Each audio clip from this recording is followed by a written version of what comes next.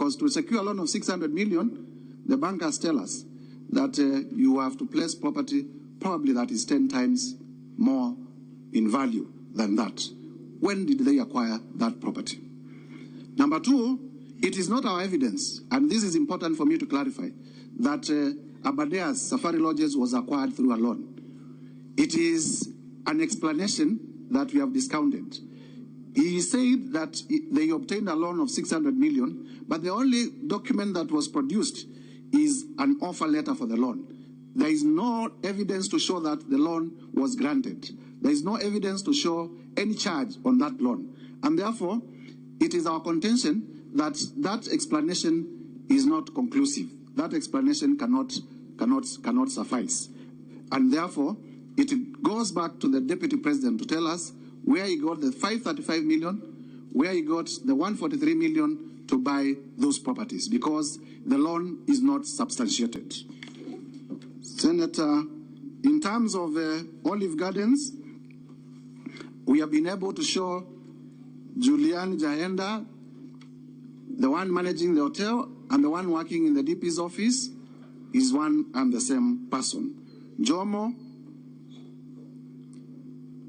we bought the hotel on a promise that the Deputy President, the truth of the matter is that Conclude, Honorable Mutuse. Njomo bought the hotel 2 minutes to as a proxy for the Deputy President.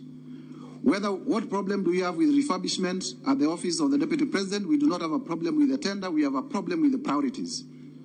Kenyans today, and the Deputy President is talking about it, are crying about services.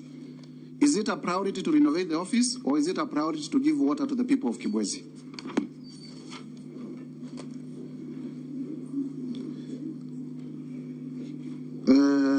Vipingo Beach, I have explained whether you would bequeath your wealth to your children or to the children of your brother.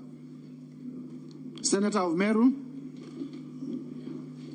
the property, there is an admission from the response by the DP that he actually owns a property in Meru, so I do not need to belabor that point. He has already admitted he owns a property in Meru, but he says he got a loan from one of the local circles. He has not produced evidence for that loan.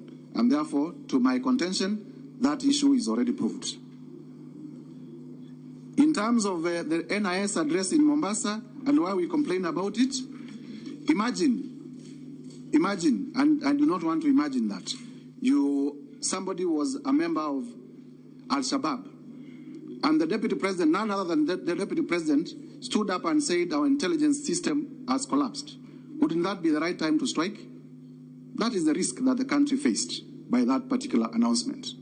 I thank you, Mr. Speaker. Thank you. Let us have the second witness.